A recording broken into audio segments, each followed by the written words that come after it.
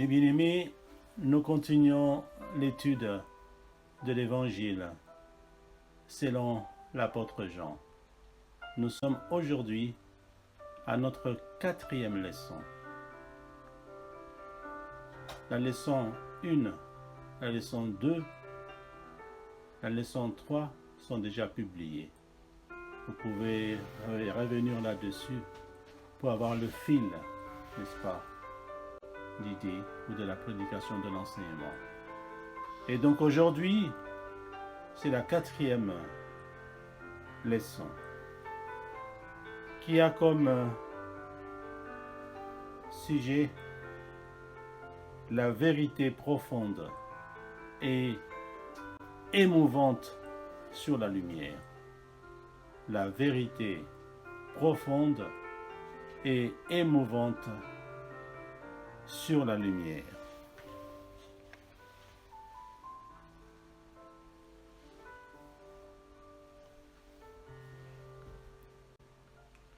Et pour développer ce sujet, nous allons nous appuyer sur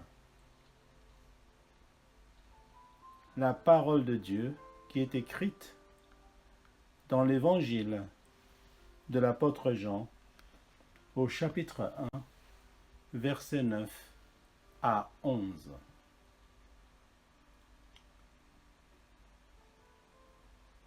Comme d'habitude, par respect à la parole de Dieu, je vous invite, frères et sœurs, à nous lever pour accueillir la parole de l'Éternel. Jean, chapitre 1, pardon. Jean, chapitre 1, versets 9 à 11. Je lis la parole de Dieu. Verset 9.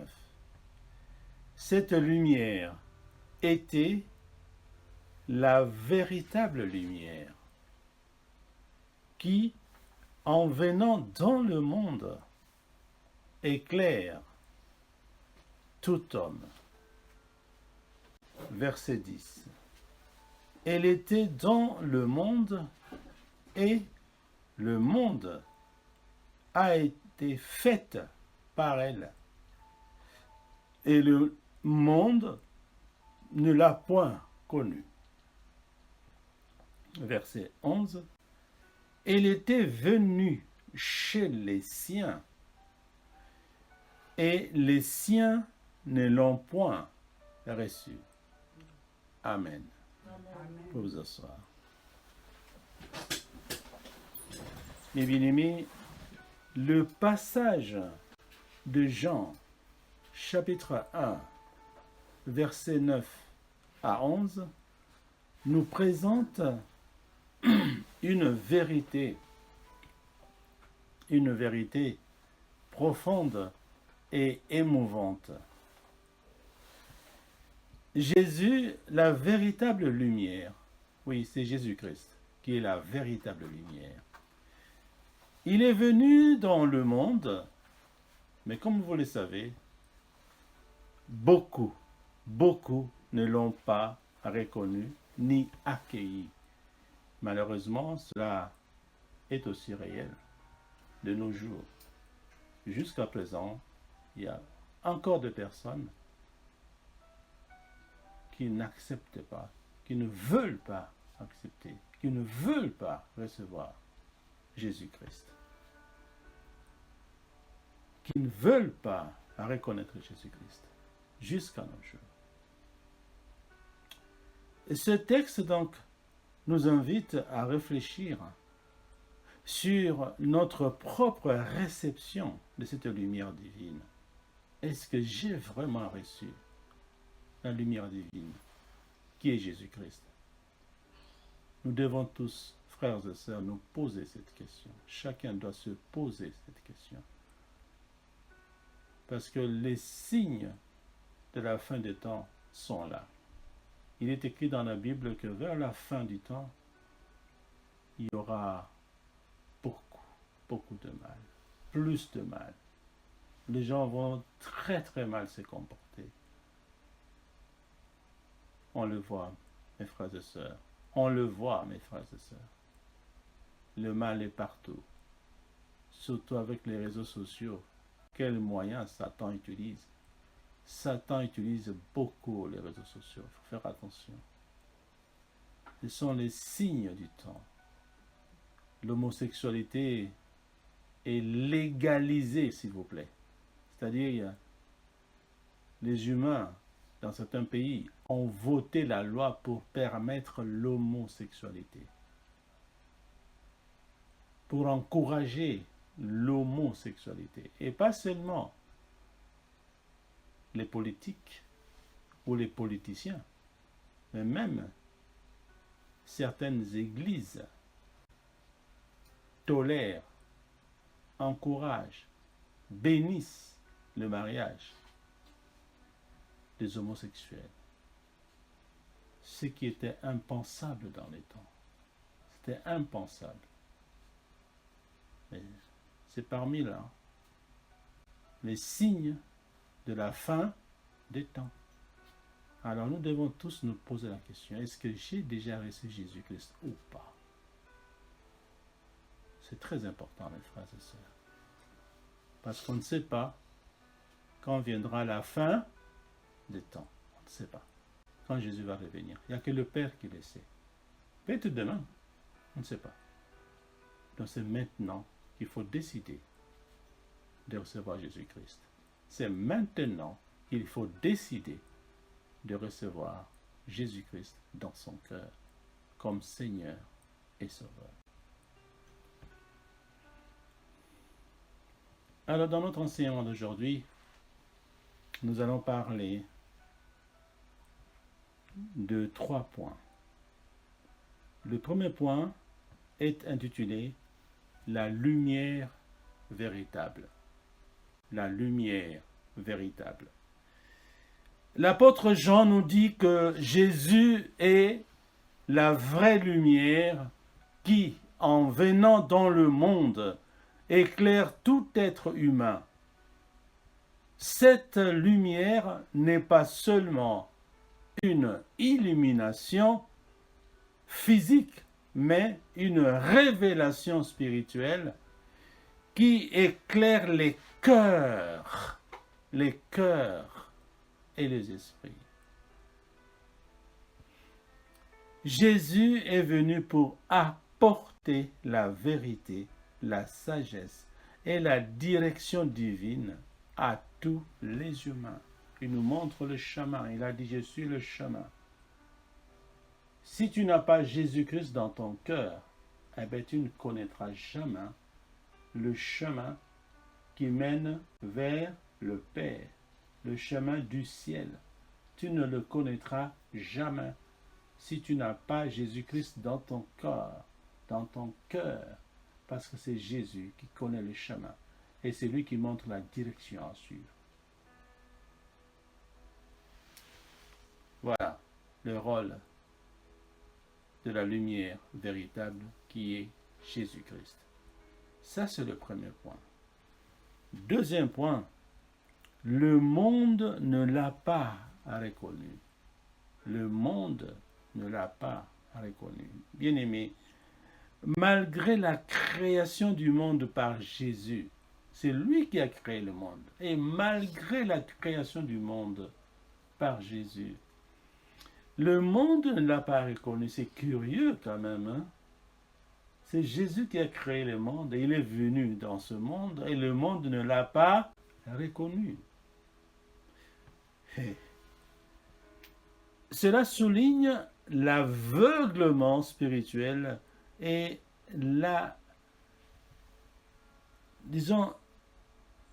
l'aliénation des humains, des hommes, l'ignorance des hommes par rapport à son Créateur. C'est Jésus qui a créé le monde. C'est lui. Mais à partir du moment où tu fermes ton cœur, tu ne veux pas le recevoir, eh bien, lui, il n'oblige personne. Il nous a laissé libres de l'accepter ou pas. C'est à toi de décider si tu veux les reconnaître ou pas. Mais à la fin, il choisira. Ceux qui l'ont reconnu, et il les prendra. Il va aller avec au paradis, au ciel. Mais ceux qui ont décidé librement, parce que là, c'est des temps de grâce, il n'est pas encore revenu. Nous pouvons le recevoir maintenant. Mais il dit, je ne vous force pas. Je ne vous force pas. Faites votre choix vous-même. Moi, Jésus, c'est moi qui vous ai créé. Mais je respecte votre liberté. Ou vous m'aimez, ou vous ne m'aimez pas. Mais moi, quand je reviendrai, je prendrai avec moi seulement ceux qui m'ont reçu sur la terre. C'est eux qui seront avec moi dans les ciels. Et les autres en enfer, ils vont brûler là-bas, dans le feu, pour les siècles des siècles. De c'est pourquoi, mes frères et sœurs, je vous invite à réfléchir. Est-ce que vous voulez, quand Jésus reviendra, que vous alliez avec lui au ciel, dans le paradis, où il n'y aura pas de pleurs, il n'y aura pas de grincements de dents, il n'y aura que la joie, le bonheur, tout ça, pas de maladie, c'est fini les problèmes, plus de problèmes. Là-bas, c'est la joie, c'est le bonheur parfait. Est-ce que tu veux cela? Si tu le veux, mais il faut recevoir Jésus-Christ. Reçois Jésus-Christ dans ton cœur. Tout simplement, c'est pas compliqué. Dis seulement, Seigneur, je reconnais que j'ai péché. J'étais pécheur. J'ai fait n'importe quoi avant. Mais maintenant, j'ai compris qu'il faut que je fasse le bon choix. J'abandonne tous les péchés. J'abandonne tous les mal. Et je veux te recevoir dans mon cœur. Pardonne-moi. Pardonne tous mes péchés. Et aide-moi par ton Esprit Saint à ne plus commettre de bêtises. C'est tout. C'est ce qu'il nous demande. Donc mes frères, c'est maintenant qu'il faut reconnaître Jésus-Christ. C'est maintenant. Pas demain. Parce que demain ne nous appartient pas. Ça, c'est le deuxième point. Le monde ne l'a pas reconnu. Troisième et dernier point, le rejet par les siens. Le rejet par les siens. En fait, mes frères et sœurs, Jésus est venu chez les siens, mais ils ne l'ont pas accueilli. Ce rejet par son propre peuple, que nous appelons et que vous connaissez, le peuple d'Israël, est particulièrement poignant. Parce que c'est le peuple qui l'avait choisi. Que je vais naître dans ce peuple-là, Israël.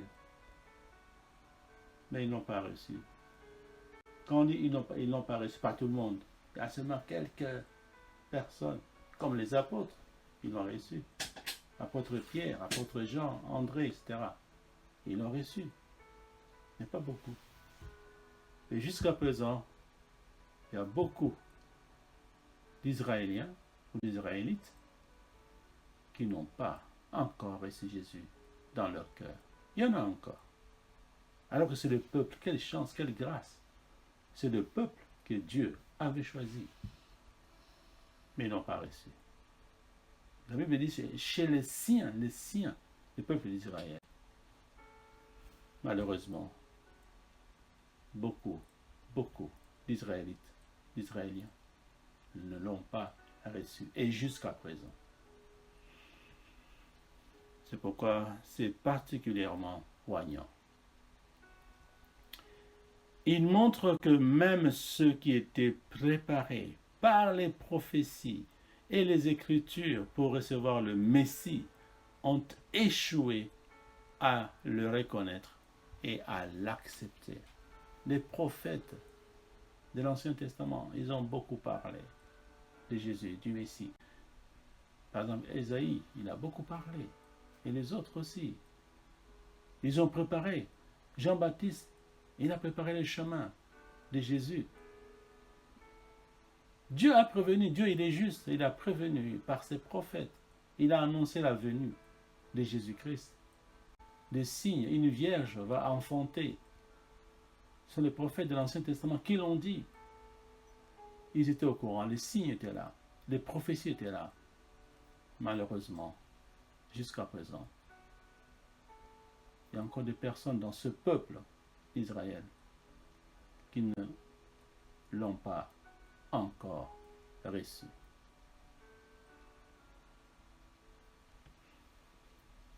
Ils l'ont rejeté. Ils l'ont rejeté. Ils l'ont rejeté. Ils ont rejeté Jésus. Et jusqu'à présent, le peuple d'Israël. Encore une fois, ce n'est pas tout le monde. Ce n'est pas tous les Israéliens. Il y en a, mais c'est un nombre pas significatif par rapport à toute la population, à tout le peuple d'Israël.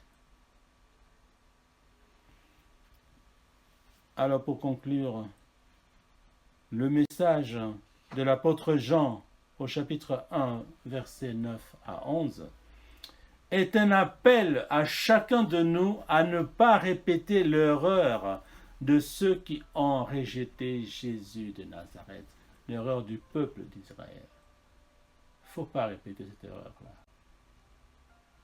Maintenant que nous croyons que Jésus-Christ est vraiment Dieu, maintenant que nous croyons que Jésus-Christ est notre Seigneur et Sauveur, eh bien maintenant cette foi, acceptons Jésus définitivement dans notre cœur. Ne commettons pas l'erreur du peuple d'Israël. Nous sommes invités à ouvrir nos cœurs à la lumière véritable qui est Jésus-Christ. À reconnaître Jésus comme notre Sauveur et à l'accueillir dans nos vies. En faisant cela, nous recevons le droit de devenir enfants de Dieu. C'est seulement ceux qui ont reçu Jésus-Christ dans leur cœur qui deviennent des enfants de Dieu. Oui, ça c'est une promesse merveilleuse et transformatrice. Ça te transforme parce qu'elle est merveilleuse, cette promesse. Elle est merveilleuse et transformative. Il te transforme. Tu ne seras plus la même personne jamais. Quand tu reçois Jésus-Christ dans ton cœur, tu ne seras plus jamais la même personne. Parce que ce n'est plus toi qui vis, mais c'est Jésus-Christ qui va vivre en toi. C'est l'Esprit. Jésus-Christ est revenu sous forme de l'Esprit Saint. Il est monté au ciel après avoir ressuscité. On l'a tué. 3 jours après, il est ressuscité. Et quelques jours après, il est monté au ciel. Physiquement, les apôtres l'ont vu monter comme ça avec son corps, disparaître dans le nuage. Et il est revenu parce qu'il a promis à ses apôtres, ne bougez pas, restez à Jérusalem, n'allez nulle part. Ils se sont enfermés dans une chambre haute pour attendre la puissance. Cette puissance, c'est l'Esprit Saint de Dieu. Et l'Esprit Saint de Dieu, c'est lui-même Jésus qui est revenu sous forme du Saint-Esprit. Okay. Donc en faisant cela, si vous recevez Jésus-Christ, eh bien, vous recevez aussi le droit de devenir enfant de Dieu. Parce que Dieu, Jésus-Christ est Dieu. Il habite dans ton cœur, sous forme du Saint-Esprit. Et donc là, tu deviens vraiment enfant de Dieu. Alors, question, mon frère, ma soeur, veux-tu devenir enfant de Dieu ou pas? Je reprends ma question.